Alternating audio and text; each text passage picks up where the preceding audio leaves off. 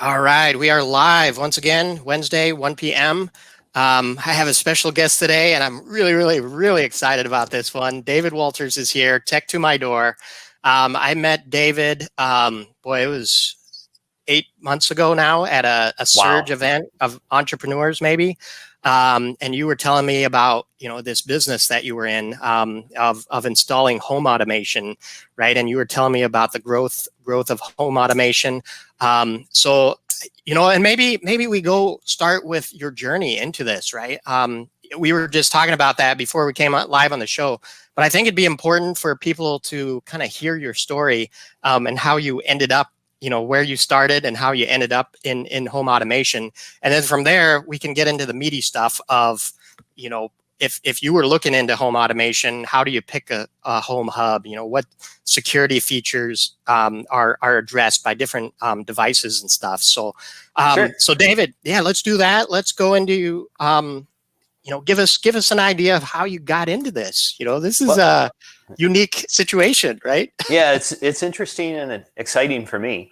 I've always been what's been described most accurately as a tech weenie. And I've always loved technology and mechanical things, and that led me to a love of photography. So I actually began my adult career as a commercial photographer, and that led me naturally through the years to get into marketing and brand building and working in web development. And long story short, I found myself marketing director at a home services company based in Grand Rapids. And I learned that I loved the idea of home services, going into people's homes and helping them fix things that were second nature to me, but it turns out they're not for everybody. And I had been an avid devotee of home technology and home automation through the years, installing whole home audio systems and every smart home device that came along in my own home. And I started wondering about, I wonder if there are companies that help people with this technology, because it's not second nature. There's no standards, and not everything works together. I was finding I was buying stuff, installing it, didn't work with other stuff, so I'd have to rip it out and put something else in. Looking at the data, I learned that the industry was growing like crazy. And this was 2 or 3 years ago, and I was writing my business plan. And smart home technology was already in 33% of American homes. The industry was growing at 10% a year. So within a couple of years, it was going to be in over 50% of homes. And I realized that there's a market there. There are people who are buying this stuff, and they don't know how to get it integrated and working smoothly. So decided to go for it and launch Tech to My Door. And of course, the marketing came pretty easy. Yep. And put together the brand and the website, and built out a van, and wisely chose not to choose my inventory right away. Wanted to see what was out there, what people had, what they were looking for, and then find products that I really like to carry on the van. But yeah, the idea is that I can come in, I can meet you where you're at. People have a ton of this stuff already, and not all of it works well together. But I'm able to come in and get what you have working, and if there are changes that need to be made, we can make some recommendations. And it's not uncommon for me to arrive and be talking to people, and they say, we really want a thermostat. What do you recommend? Well, I've got thermostats on the truck. So can talk about what they're looking to accomplish and have a couple of options that are available. If it doesn't meet the needs, we can always order it and come back, of course. But there's so much going on. It's changing so rapidly that I'm finding I don't know that I will have a full inventory on the truck for quite a while yet. Right. You know, Wow. and there's so many variations what people are looking for that, you know, last week I got a call that we need a cell phone amplifier. We live on the beach. There's no cell signal here. Yeah. What do you have for amplifying cell signals? And it was from a buddy. And I said, yeah, sorry, that's not what I started the business for. Let me know what you find. Yeah. And I'll help you run the wire or something. Well, the very next day I was in a customer's home on the beach. Yeah. And they said, hey, we have no cell signal here. Like, what do you have for cell amplifiers? Yeah. So I called my buddy back and said, I'll find you something and we'll get it going. Well, that is so cool because the applications are endless. And my dad lives out in Montana and he's on a ranch and he has no signal. So when you find that amplifier that works, I'm going to need to ship one out to Montana and help him on the ranch. Because believe it or not, there's still like dead spot. And you're seeing it on the lake. You know, and I know I've been running. And if you get out to Lakeshore Drive, you know, some of the areas out there's no signal. Or you get into Montana, you get out there in the plains and there's no signal out there. So that's another whole different application. But I think what you said hits to the heart of this is it's still the wild, wild west. I've thought about home automation many, many times, but I'm like, wow, I'm going to have to spend hours Googling and YouTubing and figuring out what system. And, you know, I just need somebody to make it easy and come in like you and say, you know, I've tried out all the systems and I can integrate it. But if you choose, you know, like this hub and this device and this device, and you just stay within this ecosphere, you plug it in and I can help you get it all working, right? Just make it easy because exactly what I'm afraid of is I'm going to spend hours and days and potentially spend money on this set, bring it in, and then I buy a hub and it doesn't work and I'm going to spend hours. You know, I need the plug and play aspect of it, right? So that's why I've already talked to you last week about coming in and installing the systems, and that's when I invited you on the show. So let's go. Oh, and the other thing I want to mention is the people. My audience typically too is people that I'm in the BI data analytics industry, and I started a consulting firm about a year ago to build dashboards to look at data across huge sets of data, integrating it from all of these devices. And I've seen more and more of this application of IoT devices or, meters or something that measures and then goes back to a central server. And then you analyze across the board trends. And I think the most important application that we're seeing right now is energy usage with these smart thermostats. And then you can analyze trends across cities or, individual homes. Maybe there's more insulation or, you add some proximity or some geofencing and then you can turn stuff on and off and save energy. But I wanted to learn from you too, what else is out there, because I think there's more of this data mining to save energy and not provide so much waste, and pay so much for energy and stuff. So we'll get into some of the conversations when we go into the thermostat, but that's where my mindset is. But let's go into the meaty stuff right now of the hubs, the smart hubs that we talked about briefly, and you've mentioned a couple times before. There's these ecosystems, it sounds like, and you've had experience with all of them, and you kind of you've got the perks, pros, cons. Yeah. What are your recommendations on that side of things? So what most people are familiar with are the Echo from Amazon, the Alexa, and mine's going to go off because I just said her name. We call her the lady in the wall here at our house. Yep. And then the Google Home. And those both have products that have a home automation hub built in. It's pretty good in terms of creating an ecosystem. But you have to stay within the manufacturers that play nicely. Like Google, for instance, all of the Google Nest products work great with the Google Home, and they don't work at all with the Echo. Oh, same really? thing. Yeah, same thing with Echoes. They work great with Ring products. They won't work with your Nest thermostat. Okay. So Google and Amazon are mortal enemies, and they're creating a wall more and more.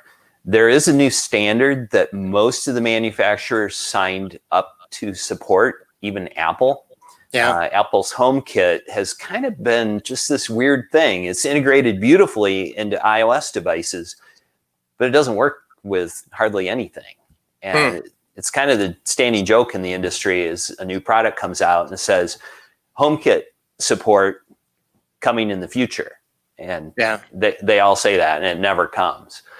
But Apple just open sourced HomeKit, and I anticipate that being a game changer, that more and more things will support that. I hope so, because it's so easy through the phone if you have something that works with it, if you got everything in one place. But back to the Google Home Hub and Echo Hub, they're rather limited in their functionality. They can do well integrating things together for voice control. But in terms of home automation, they're extremely limited. And home automation is where you have motion sensors. And a good example in my own home, I have a motion sensor at the bottom of our basement stairs. So we just start walking down the stairs and the lights come on. And then they go off when they don't sense any motion for several minutes. Another good thing, a good example would be if you had a water sensor and water was detected under a sink, it could trigger the valve, the whole home water shutoff valve, to shut off the water to the home so you don't have a flood. That sort of automation is only able to be done with more of a home automation hub. The one that I much prefer is called the Hubitat. And it's just a small little device.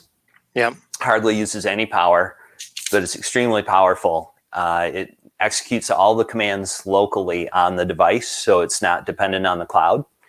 So your automations and even your voice control with the Echo or Google Home execute on that hub. So even if your internet is out, you have voice control and all of your automations. That's also great for security, where you're not relying on somebody else's servers. There's another smart home hub called SmartThings. It used to be open source, and then Samsung bought them. And that is a lot of people's first introduction to smart home hubs. It was mine. It's an awesome system. What you find once you go to a Hubitat is the SmartThings, you send it, you speak a command. SmartThings has to go to the Samsung server, figure out what that command was. Then the command comes back to the hub, and then it gets executed. That takes time, and it's surprising once you take the cloud out of it how fast things are.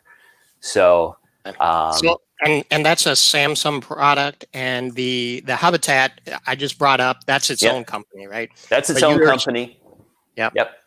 So what's interesting, like you said, is Samsung is sounds like it's a server system. Is it a cloud, or but it's always it's a cloud based. And you're really dependent on Samsung keeping their servers up. It's not unusual. When I had SmartThings running for about a year, it wasn't unusual for things not to work because they were having an issue with their server, or they were updating the server or something. With the Hubitat, there's none of that. Everything's running on that hub, and there are firmware updates for it quite regularly, but you as the user choose when to update those. For my customers, I offer what I call the Smart Tech Plan, and we come to your house a couple times a year. We do all the firmware updates on your devices. We replace batteries in the motion sensors and things like that are battery based.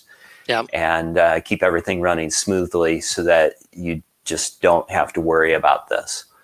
Because that's the thing, I think, and we mentioned, and the Yale was just on the screen here, but that's one of the concerns is battery life, right, of certain devices, if they are battery operated. If they're not, then you got to worry about I think you were saying the wiring.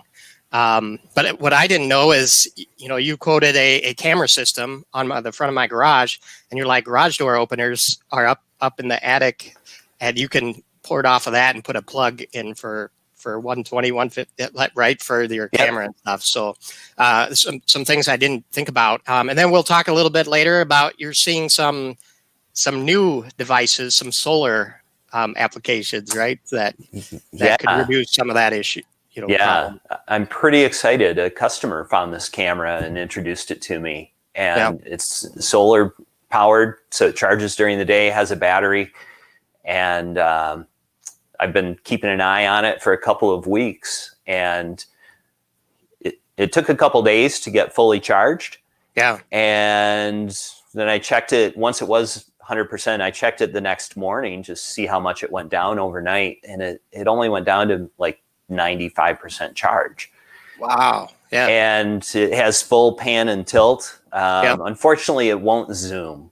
Okay. But you can move the camera. It has motion detection, and it's a really nice solution for a lot of applications. Wow. Like a vacation home where you just want to, you're in Chicago, your vacation home is in Muskegon, and you just want to show your friends at lunch your view that you have. Right. And it's a great way to go. That's an interesting application. Yeah. You got your lake house, your vacation home. It's like, hey, look. I'm sending a link to this to one of my customers that's aimed at them.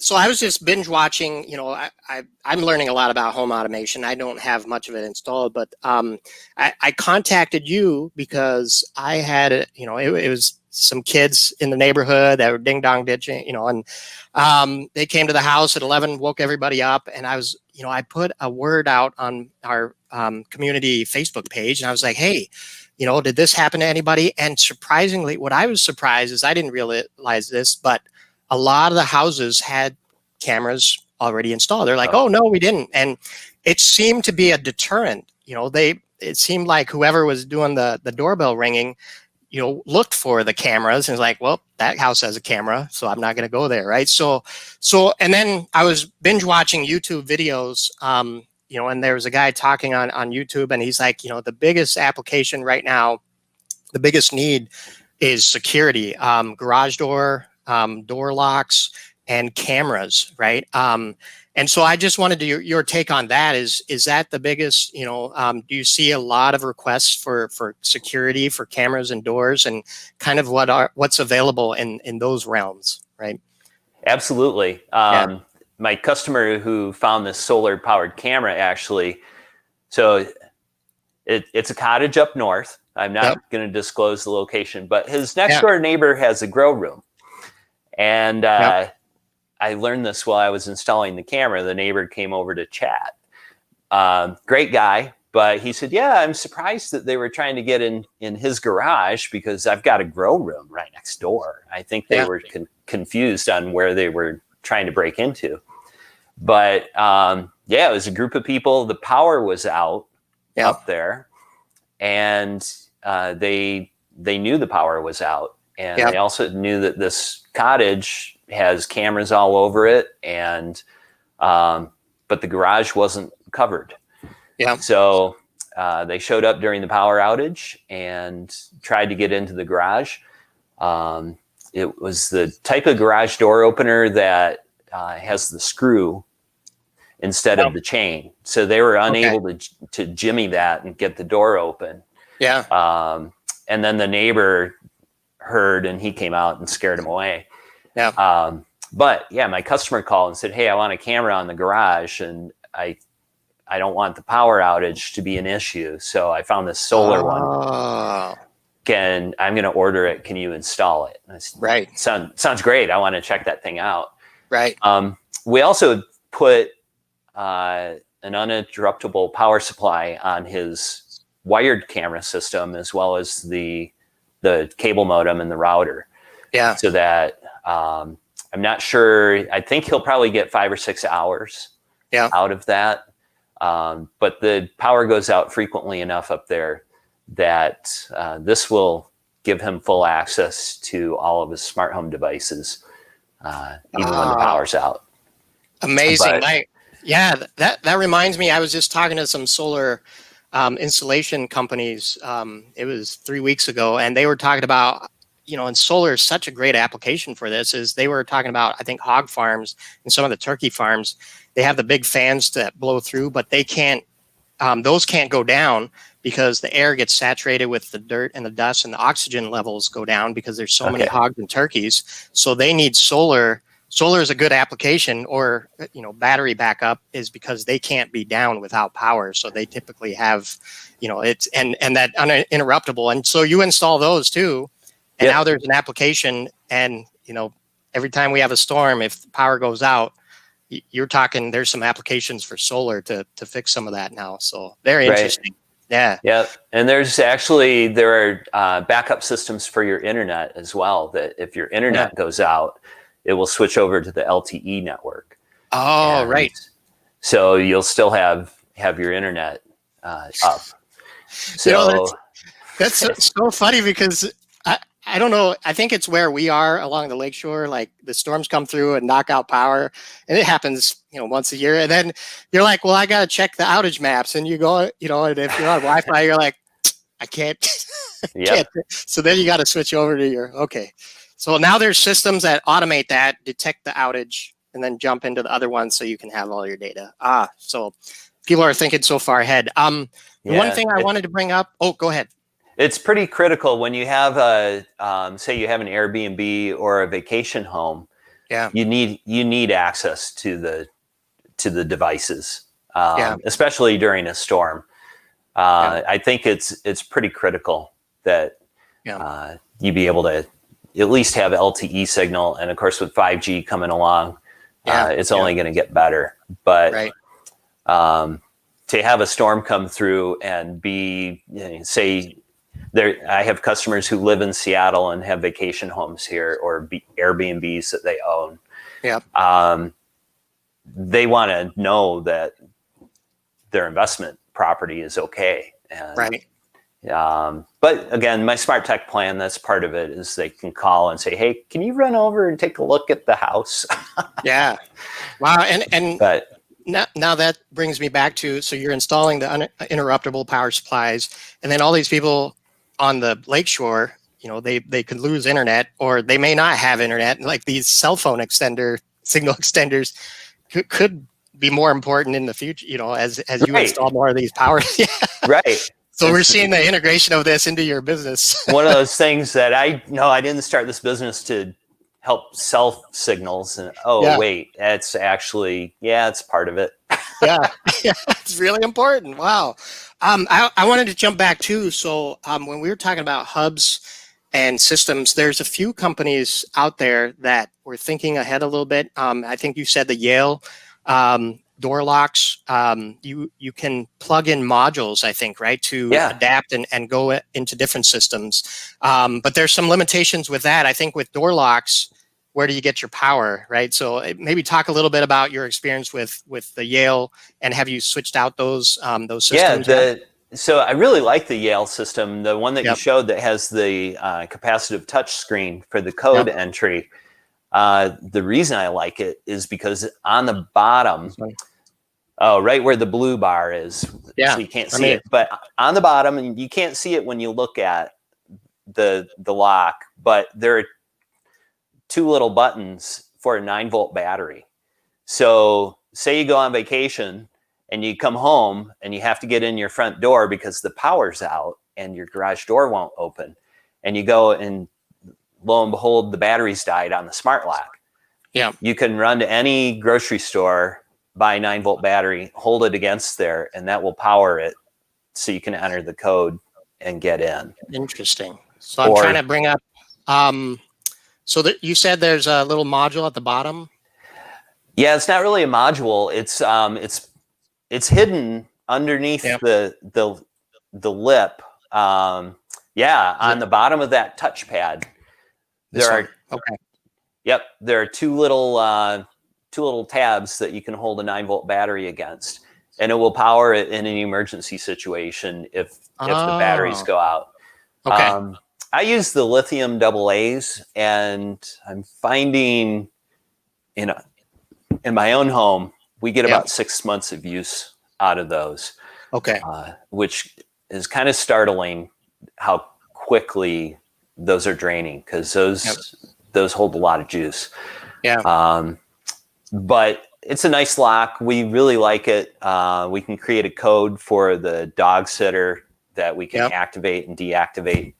And I just set a reminder in my phone to replace the batteries. I have a couple customers who have those. They're subscribers, so I replace their batteries when I visit. Yeah.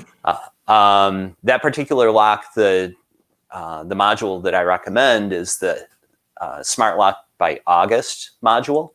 Okay. Because August was, I believe, if it wasn't the first smart lock on the market, it was one of the first. And it was definitely the first widely adopted. And August works with it pretty much everything. So you can put that August module in there, and the August app is really, really nice. So August is that like an infrastructure and a kind of a hub system, or? August makes their own smart lock. At this point, I'm trying to think if they still sell it anywhere, you'd look at it and kind of laugh, because it's this huge, like it's as big as a doorknob. Yeah. But and it wasn't that long ago. It was only 3 or 4 years ago.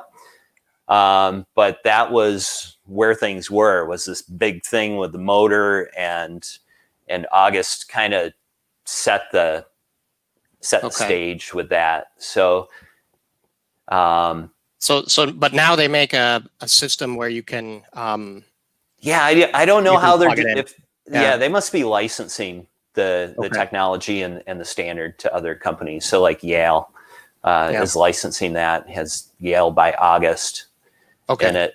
But I like it because it integrates really nicely with every home automation platform. So Echo, Google, Hubitat, SmartThings. There's another hub called Vera that is really cool. The Vera hub, there's a teeny tiny little mini one that I'm playing with, and I might be making that part of my standard product offering.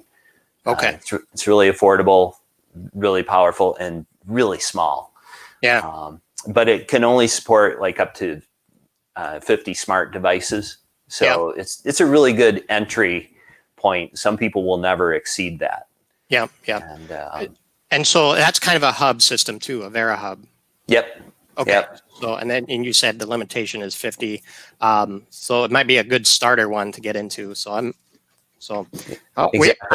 I need to call you and figure out which. Oh man, there's new stuff coming out every day. I can't remember if it was this conversation or our prior conversation, but all the manufacturers did get together recently, and they signed an agreement that they're going to develop a standard together.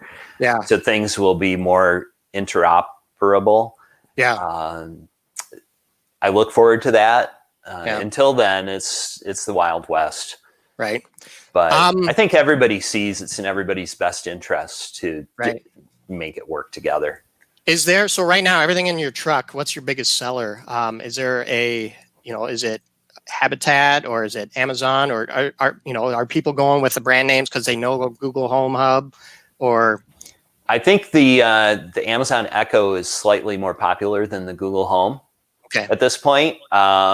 When I'm meeting with somebody and they ask me which should I go with, there's a lot of mistrust. A lot of people don't want a voice control in their home. I personally, in our house, I put one in the ceiling of every single room. And it's tied in with the whole home audio. We can tell her to play music or operate any of the devices, and we love it. We went with the Amazon. If they are gleaning data, they're only going to use it to sell us more stuff. They're good at that. They are good at that. Google, and of course they're selling our data too. Yeah. I'm not naive, but Yeah. Google doesn't have that sell stuff to you motivation. So Yeah. their motivation is more sell your data. Yeah. And or whatever, use it to send you more ads. Right. But I haven't noticed anything personally. So anecdotally, we have weird stuff happen with ads all the time. Yeah. From interactions we had outside of our home when we're carrying our smartphones. Yeah. Yeah. So your phone this is what I tell my customers, your phone is already listening to you. They're already harvesting your data. Yeah. Putting in a voice control simplifies your life. It really does. I think it's the most wife-friendly piece of technology I've ever brought into the home. And it's crazy. Yep. My wife loves it. She uses it more than anybody else. So you're saying wife, not life friendly. Wife friendly. Wife friendly. Okay, wife friendly. Okay, all right. No, my whole married life, I like, hey, honey, look at this cool new gadget. Look at hey, a remote that's going to solve all of our remote problems. No. And she's like, stop spending our money, David. Yeah. But now she's like, ooh, I like this. Okay, show me how to work this thing. Well, and actually, our first Echo, I didn't buy it. My kids gave it to me for Father's Day, I think, or my birthday. Oh, yeah, yeah. And I was like, yeah, okay, this is useful. Yep. And then I built a business around it. Yeah. Because as soon as I hooked it up and we could turn a light on and off, yeah, it blew my mind. It changed everything. We climb into bed at night, and the old routine was we'd climb into bed and my wife would say, is the garage door closed? Yeah. Well, I don't know. And I would get up and go and look at the garage door and close it if it was open, or come back and say, yeah, it was closed. We don't do that anymore. We climb in bed after we read or talk or whatever. We say, lady in the wall, good night. Yeah. And if the garage door is open, she closes it. If the front door is unlocked, she locks it. All the lights are turned off. The thermostat is programmed, but it could be set up so that she would set your thermostat for bedtime. Yeah. And then we have a smart carbon monoxide smoke detector, and that glows green to let us know that everything's good. I'm going to be adding blinds so that she'll lower the blinds, and in the morning, the blinds will raise. Ultimately, I just plan on having a separate truck with an install crew to handle blind and window treatment installations. But it changes things a lot. Yeah. And in the morning, my wife loves it. She says, lady in the wall, get ready. She turns all the lights in the room up to full brightness and starts playing the morning news briefing and tells her what the weather is going to be for the day. So my wife travels for her job, and she'll be getting ready, and she'll say, hey, lady in the wall, what's the weather in Detroit, Michigan? And get the weather forecast for the next few days so she knows how to pack. And this is it's all hands-free. So it frees her up so that she doesn't have to take time to look down at the phone. Yeah. And it's just time she would be spending. It doesn't interrupt her getting ready routine. Right. That sounds so dreamy. I'm just thinking, my routine every night is open the door, check the garage door. Yeah. Make sure the light's on in front of the garage. Just turn certain lights on. Go check the stove. Check. And just walk through the house. Make sure the lights are off. Man, if it's just push a button or talk to somebody, that is all set. I feel safe. I feel secure. I think that's huge. So that is a big one. I think safety, security, just feeling that you've done all your stuff to secure your home before you get a peaceful night's sleep and you don't have to get up and worry about stuff. That is dreamy. That sounds dreamy to me. But I'm going to jump into a second topic that I saw, when I was binge watching YouTube is, people expenses, right? And one of the things is energy expenses. And, I was watching the show and the dryer, things that emit heat or light are just vampires sucking energy, right? And if we could, turn the lights off and automate some of that to save on energy costs. And I'm reading now that some of the bigger firms like consumers are starting to partner with like companies like Nest and Ecobee and mine this data to try to help you save energy, right, and reduce your monthly bills. So let's talk about some of the devices for those. And I think you mentioned the infrastructure. There's some new players in Ecobee that I'm not as familiar with. But what are some of the devices and what are some people doing with energy savings?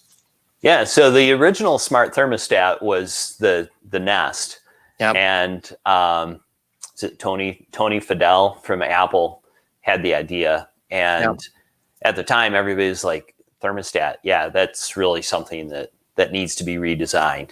Yeah, turns out it's awesome. The Nest from the very beginning was all about energy savings. Yeah. So I recently replaced my Nest. I had one of the very first Nests out there. So I think close to 10 years I've had that thing installed. Oh, wow. Yep. And it's great. You get monthly energy usage reports and can compare it with your past usage. It's a great device. Can't say anything negative against Nest. Recently, however, I've been going towards Honeywell thermostats, and Honeywell has, they're owned by a company called Residio, and they've really made a push to develop an ecosystem of compatible smart home devices that they can offer cameras, thermostats, water detection and shut off. They're trying to get everything under one umbrella. It's all really nicely designed. It's robust and holds up. The Nest servers through the years I found to be variably reliable. Interesting. Yeah, so there were and it's probably growing pains. The last few years, I don't think there have been too many issues, but with customers, I really started to move away from Nest towards Honeywell when I started interacting with customers and seeing people using the devices in person. Yeah. As a tech person, and my kids are both very technical, so we kind of looked at stuff and, oh yeah, you did this and this and this. When I was installing Nest thermostats for customers and trying to show them how to work the app, there was a great deal of confusion. And I saw that with new eyes. That was surprising. The Honeywell app is designed for everyday people. Yeah. And I haven't seen that level of frustration. People get in and it operates just like a thermostat on the wall. Yeah. So they know how it works. It works really, really well for the customers that I'm aiming for. Yeah. Ecobee is an awesome thermostat. And until I discovered Honeywell, I was actually planning on going 100% Ecobee. Yeah. They were the first to have a remote sensor. So, a zoned HVAC system can send heat or cool to different floors where it's needed. Yeah. It's expensive to do that. If your house is already built and it's all finished, to go with a zone system, you have to rip out drywall and stuff. So the next best thing is to have a remote sensor for your thermostat that can be on another floor. So say thermostat is usually on the first floor. You can put this remote sensor on the second floor. Yeah. And you can tell the thermostat to average those two. So it will. Fantastic. Yeah, and it does a really nice job. Honeywell has remote sensors, and Nest has remote sensors now too. But Ecobee was the first one to have that, and it was a game changer. Yeah. I have one. Our basement used to be 15 degrees colder than our main floor. Yeah. I put a remote sensor for the Honeywell down here, and now it's within 5 degrees. Yeah. And upstairs is comfortable, downstairs is comfortable. It's much better. Oh my gosh, that's what I need. I have an old nest. I know the upstairs, we kind of have a loft kind of area where the kids are upstairs, and it's always way hotter. And like you said, the basement, humidity. And I've seen some home automation where there's dehumidifiers that watch the humidity levels in basements and stuff, garages and stuff too. Oh my gosh, yeah. So I'm gonna morph this conversation a little bit. Real quick on the sensors, you can on the Honeywell. I'm sure you can on the Ecobee as well, but the Honeywell has motion sensors built in to the temperature sensor, so you can just tell it to prioritize wherever there is motion. So the thermostat knows where you are in your room, and if you wanted to go hog wild, you could put one in each room. Yeah, and it will just know where the family is and keep the temperature comfortable there. So this could be fun. So, you run from each room to watch the AC go on and off. I'm going to go to something interesting. You mentioned something before we jumped on this call that sparked some curiosity in me, because you were talking about how this is part of the house's infrastructure. Like you were thinking like plumbing, electrical. Now you've got this home automation, wireless communication system, water, right? It's essential. You need it. But every once in a while, the pipes break or something happens, your water heater blows and you get a flood.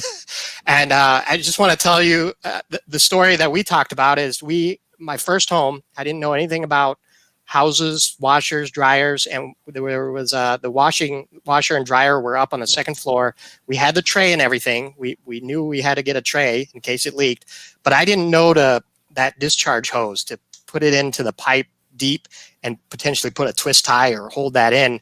And it was our first, I believe it was the first night, we heard this like waterfall sound, right, in our house. And, we're looking around. My wife's like, what is that noise? And I'm like, and we're looking around and we couldn't see it because it was behind the washer.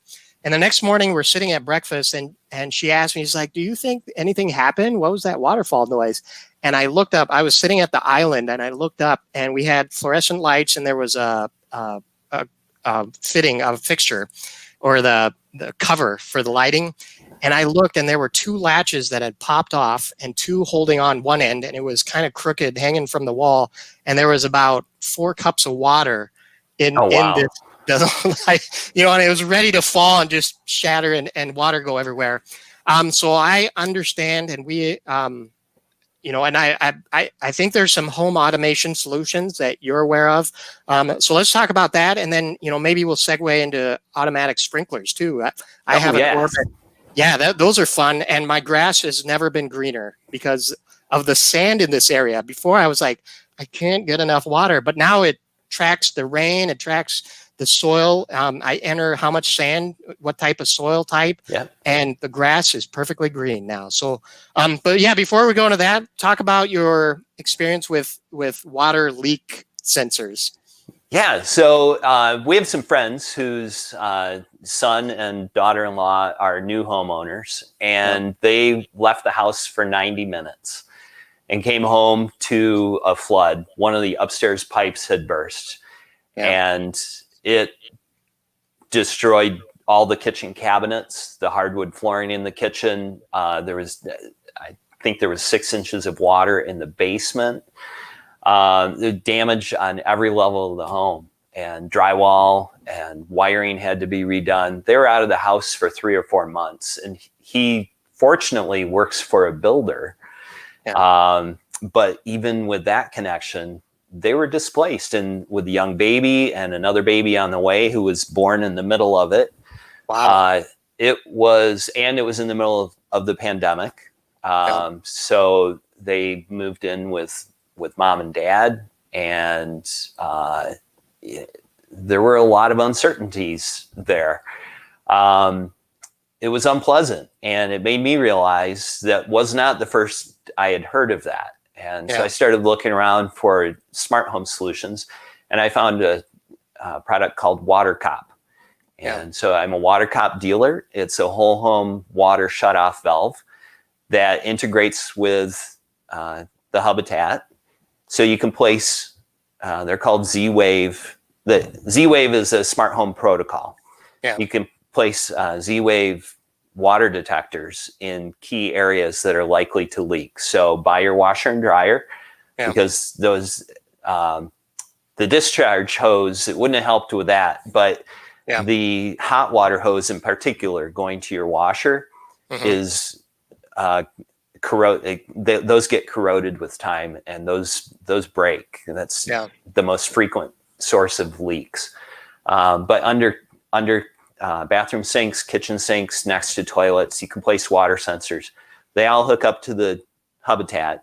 If any of those senses water, it sends a signal, and then there's an automation in the Hubitat that when it gets one of those signals, it closes the water cop valve, shutting off water to the home, and will minimize, enough water has to leak to set off the sensor. But the photos that I've seen, if this happens in the wintertime in a vacation home, and the heat is turned down, you'll show up to stalactites of icicles just hanging. It's crazy what happens. I don't remember the exact figures, but burst pipes and floods like this are one of the top claims for homeowners insurance in the U.S. It's a real problem, and it's not difficult to fix. If you're on a well, there are other options, like you can put a smart valve on the pressure tank, and then have a smart outlet that the hub will then shut off, so it shuts off your well, and you don't burn out your pump. So lots of options there, and absolutely worth doing. Once I discovered it, I put one in my house right away, and it's great.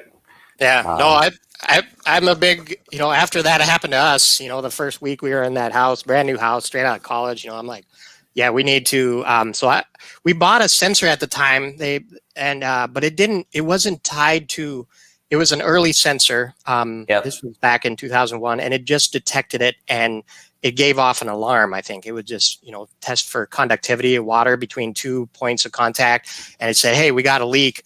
But your system, what you're talking about, is now it goes right to that valve to the house and shuts it off. So it's kind of a, no-brainer at that point, because there's no action required on you, and it saves you. And I remember we had a guy come in, and he used thermal camera to check where the leaks were, and he put in these huge fans all over the house to dry it out, and you couldn't sleep that night because these fans were I was like, man, if we had that sensor that you were talking about in there and it shut it off, we would have saved, I think it was thousands of dollars for him to come in and I bet. add the fans and do the refurbishing. So we're getting close to an hour, amazingly. Oh, wow. It amazes me every time I have one of these shows, the conversation just keeps going. And we just had somebody in the audience, Greg Kramer, who's in Wisconsin. He's in, I believe, Madison. And he was just saying that, this is a great conversation. He's enjoying it. So I want to get two of our last questions in. Before we go to that, so the Hubitat, so people are aware of Amazon, the Echo, they're buying that, and maybe they start with that first and then start adding the devices. You said Google has brand awareness. Now, Hubitat, do people just not know about it, but you would recommend it because it's more secure, or? So I actually bought a Hubitat when it first came out. It was going to be all the buzz was out there, and I bought it, and I got it, and I couldn't figure the thing out. And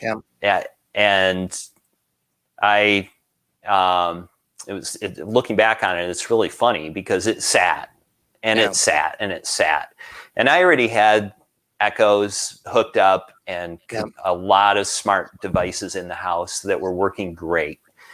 And it turns out that it was just my own ignorance. It wasn't the device that was the problem.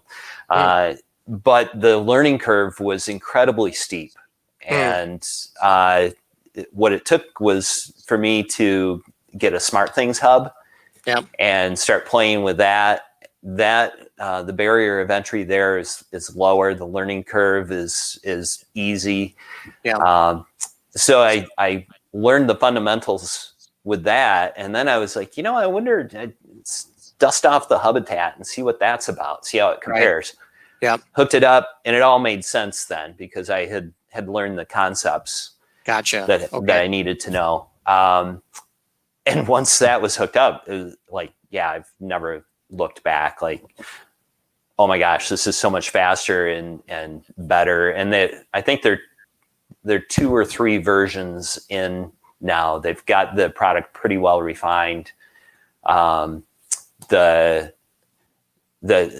weak point with the Hubitat at this point is their mobile app. Okay. It's just it's not quite there. However, they do have it set up so that you can customize it.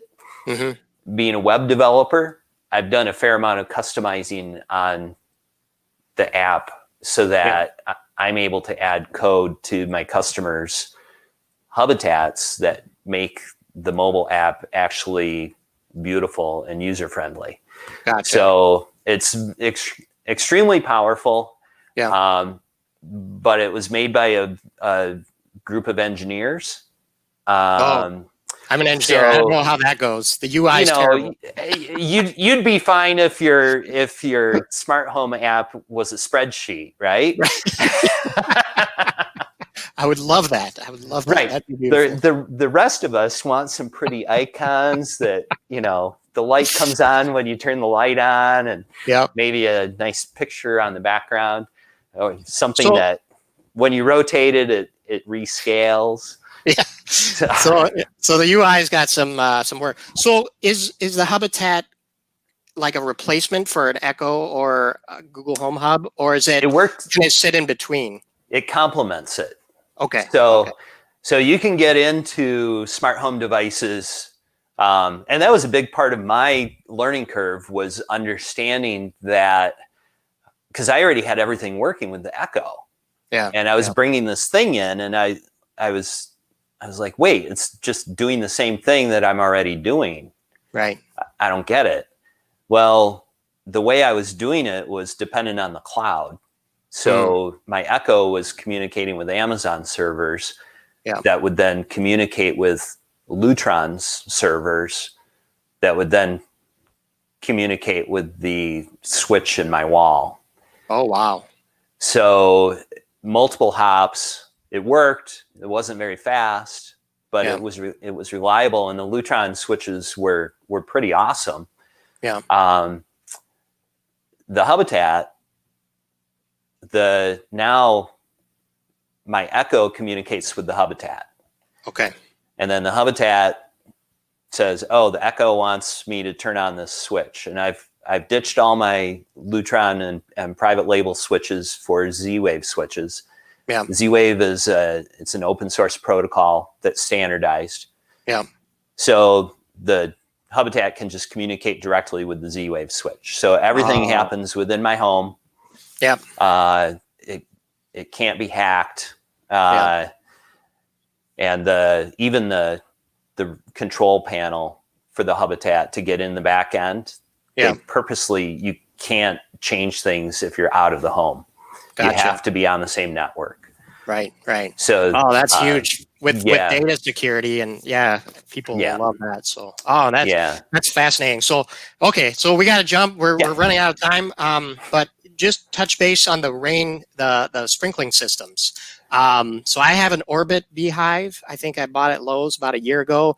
There was a learning curve. They didn't have the Wi-Fi connection. I had to call them up a couple times, but once I got it started, everything is honky-dory. I don't touch that, the control box anymore.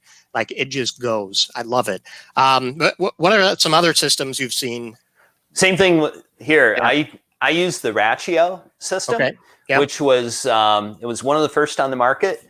I think I put mine in a couple of years ago, 2 or 3 years, and it was the best at the time. The Beehive, I've seen that. It looks awesome.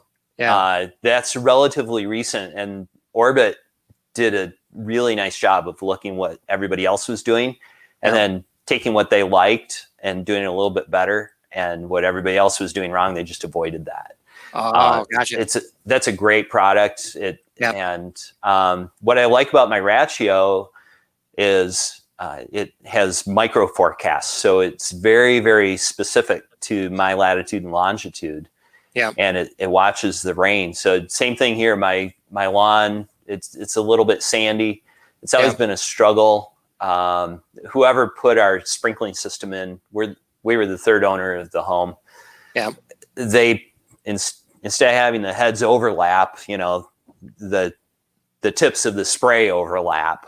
Oh, and gotcha. So I've got half the number of heads that I'm supposed to have. Yeah. So it was always a challenge. And I put the smart controller in, and it knows how much rain the lawn is getting overall. And it only waters. So every day I get a report of how long the sprinklers ran total, and it's different every day. Yeah. So it's never been greener, and it's never used as little water. Yeah. Yeah. So. And it's a funny story, but I remember, so I'd get dry patches and, things were turning brown. So I'd crank it up. And then a couple of weeks later, I'm like, oh, mushrooms. I only got mushrooms. So I'd crank it down. And then a couple of weeks later, it was sunny and then it'd be dead again. I'm like, oh, but now it's just set and it checks the temperature. It checks the rainfall. Things are just done. So easy. Yeah. In my case, our summer water bill I'm probably going to give too much away, but that's me. Yeah. Our summer water bill used to be like $350. Yeah. I just paid, it was $220 this year. Wow. And it was a hot, dry summer, and my lawn is green. So that's the best testimonial I can give there. Same here, same experience. It's been amazing. I don't spend any time on that anymore. It's been a time saver for me. And so I want to end this episode with, can you give a little feel about your Sailbot? So when I met you, we talked about how our kids went through sailing, and we talked about Lego League and robotics, and how we were coaches. And my son's into sailing too. But I learned the intricacies of sailing, which is, starting. Oh, look at that. One of the trophies. I love those trophies because they're made with Legos. Yeah. State tournament, baby. Yeah, there you go. Wow, look at that. And I think you told me you went to nationals once, which is, I heard, an awesome experience. It was incredible. Yeah.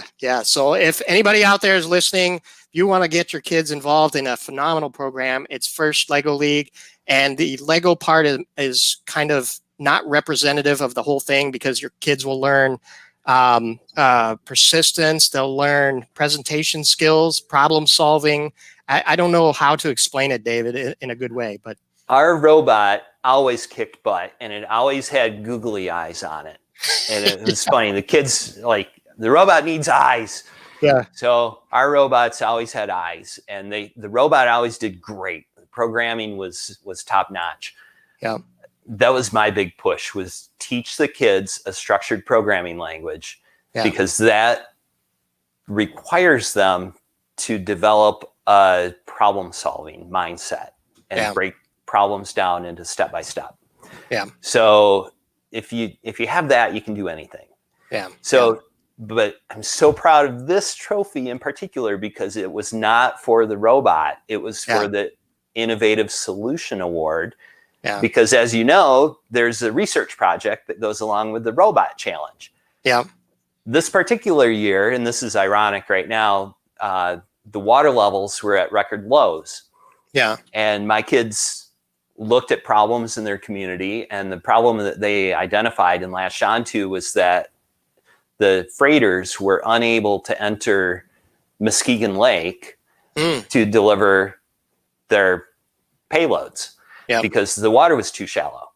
Yeah. So they developed a product they called Bubble Buddy, that was 2 pontoons that would go as long as a Great Lakes freighter.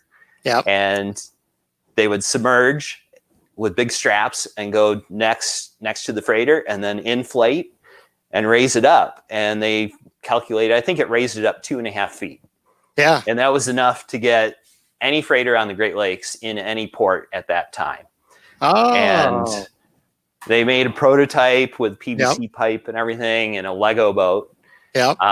It was pretty cool. And they had a great presentation that they made and, Yep. you know, dressed up. It was awesome. Yeah. And that was one of the years where coach didn't have to push really hard. Yeah. The kids just latched onto it and went for it. And I just had to facilitate.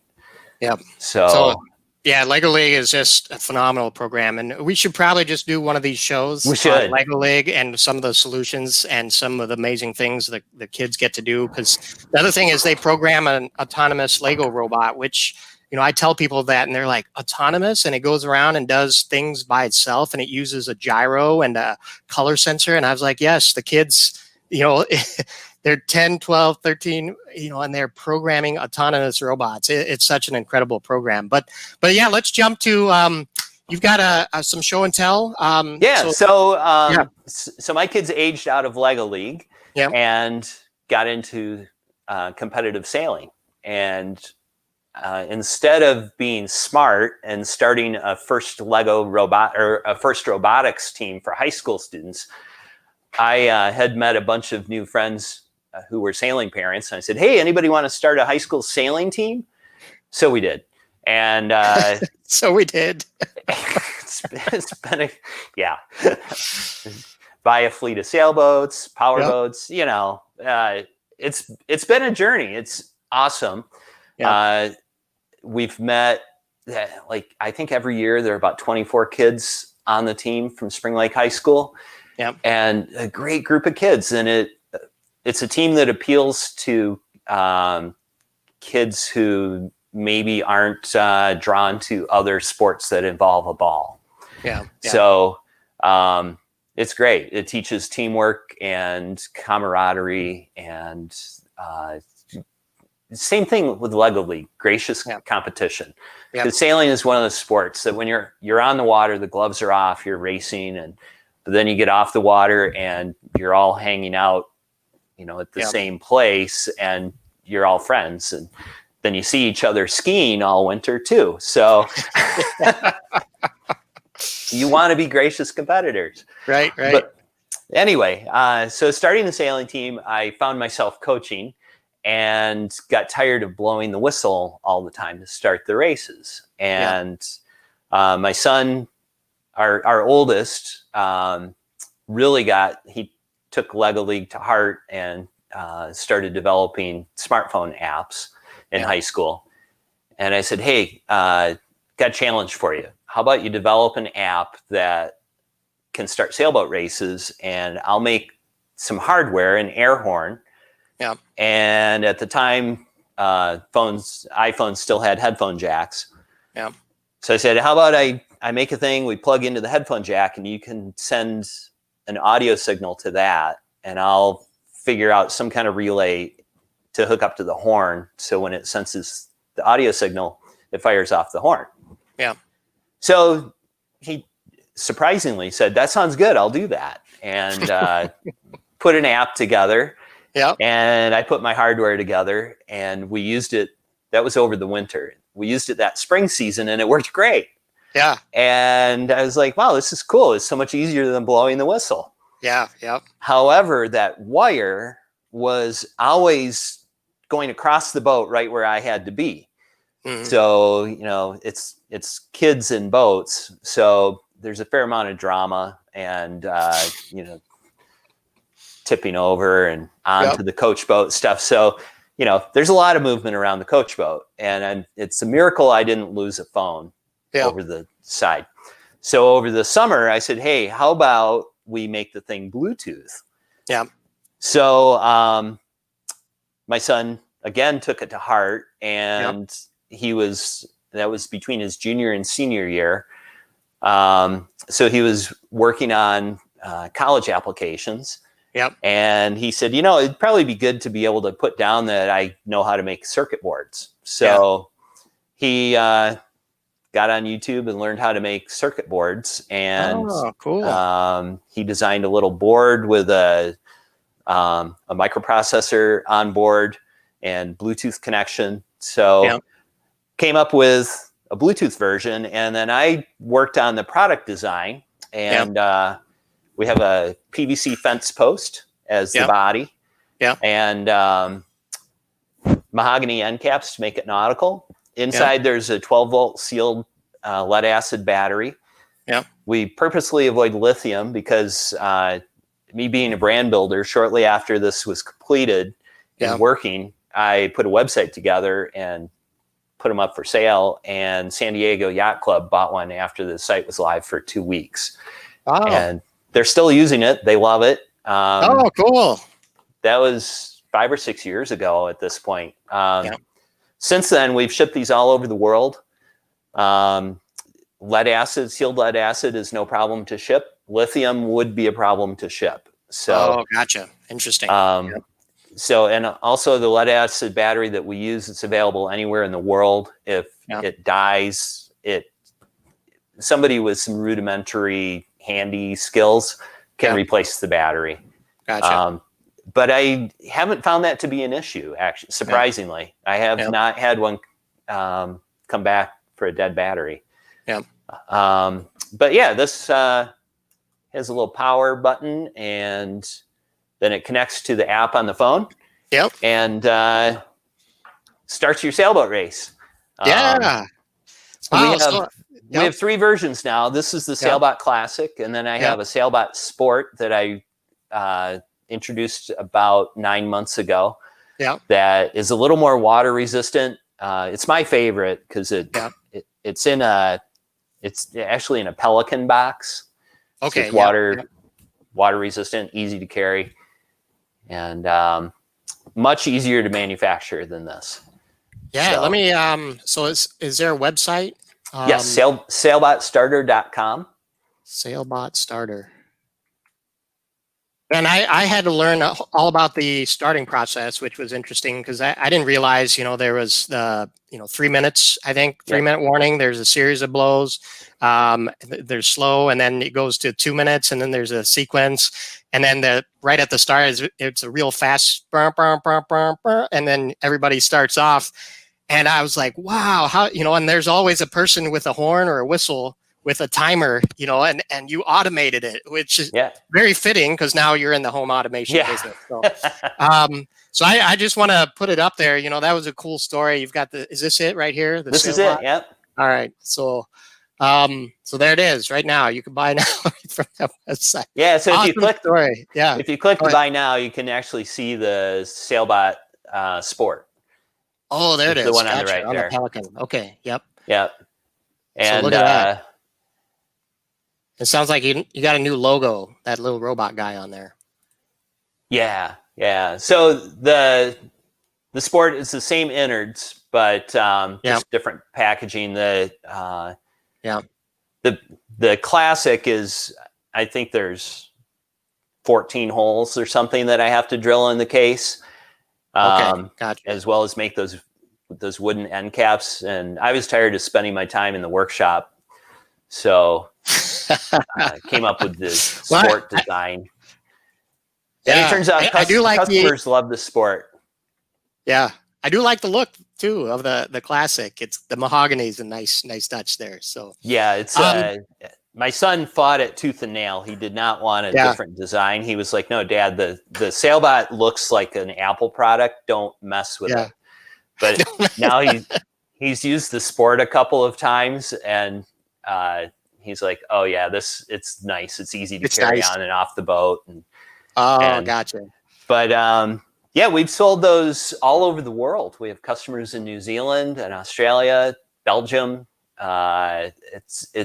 It's really pretty cool. Wow. So once an entrepreneur, always an entrepreneur. Now you got little ones, mini entrepreneurs. Yeah. Going off into the world. So, David, I wanted to thank you for coming on the show, and we're probably going to end on this. And if you could just hang around just a second, we'll do a recap right after. You bet. And I would love to have you back because just what we talked about today, I think there's going to be some interesting applications of this in the future, especially with my business of of data analytics. And with what you're doing, which is installing devices to collect data, there's going to be so much data available in the world, as more of these devices get out there. But I wanted to end on a story, which is kind of interesting, is, you said you haven't lost a phone. My son has. He was out in the middle of Lake Makatawa, and he was sailing, and he had his phone, I think, in the front pocket of his life vest, and it dropped and bloop. But since he was in the middle, it showed up on our GPS, when you could track in the middle of the lake for a couple hours before the battery died. But then the battery died, and it's gone in the middle. But what we learned was that there's moms and dads that watch the sailboat races from the docks. And one mom had an iPhone, and she dropped it in the water. And I guess some of these newer ones are waterproof. Yeah. So there's a guy that does diving to clean some of the freighters. He goes underneath and dives in. And as a side business, when he's not doing that, he dives for personal lost items on people that go boating in the lakes. So he went down just by the docks, went down underwater, came up and said, "Here's 3 phones that I found, next to the dock. Are any of yours?" And she says, "Nope, go back in." And finally found her phone and brought it up. But there's so many phones at the edge of the dock, probably in Lake Mac and all over, where people go boating. So I wanted to end on that story because it was just funny. That's good to know. And that doesn't surprise me at all. That's crazy how many phones go in the drink. Yeah, because people are out there, they're sailing or boating, and then they're texting, and then bloop, over the edge or doing a selfie, and it just drops in the lake. So I thought that'd be a good story to end it with. Any other last minute tips for anybody looking into, if they want to contact you and ask you about home automation or anything? Absolutely. Just go to your website, right? Yep, techtomydoor.com. Okay. And then, what's the most common question is, what type of hub? Maybe they do some YouTube of Google hubs or Amazon Alexa or Hubitat, and kind of look into those 3, or what is some 3? I guess the most common question would be about doorbells. People. Okay. Yeah, doorbells are big and ring like your neighbors. I bet I would put money on it that a lot of your neighbors have Ring doorbells.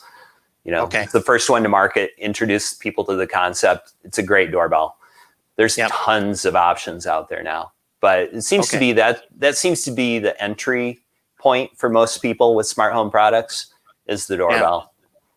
Yeah. And I think you had mentioned doorbells are easy because you've already got the wires typically, but with power, right? But what you've discovered is a lot of times people's doorbells have stopped working. So then you got to go debug and figure out where the electricity, is that true? Or yeah, that's it's surprise. It caught me off guard with how many people have doorbells that don't function currently. They've got the wiring, they've got a button, they've got a thing on the wall, but it just doesn't work. And they've lived with it that way for years.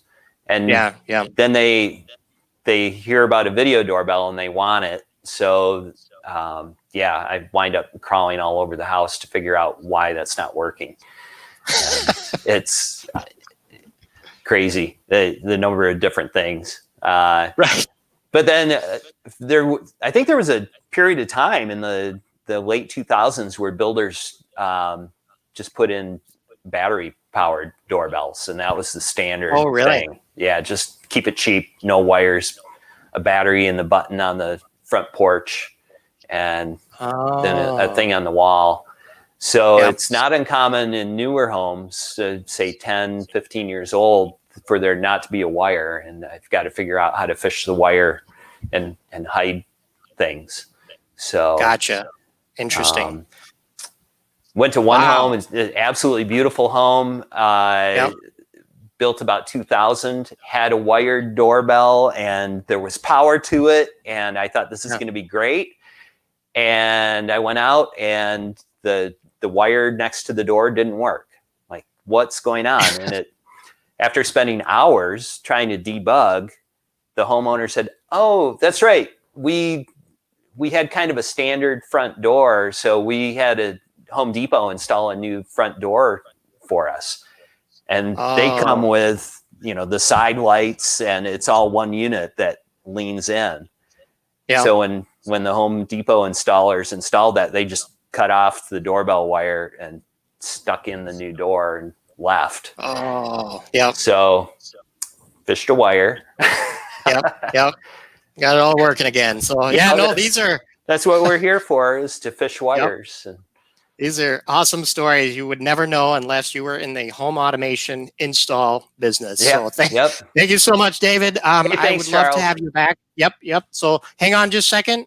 We'll say bye to our audience. We'll talk. So next week, I'm trying to get Carrie Wolters on to talk about marketing, and so that's your old areas of expertise. So you're invited if you have some time next week too. But let's end this. Bye, everybody, and just hang on for a second, David, and we'll chat for a second. So. Thanks, Charles. Yep. Bye.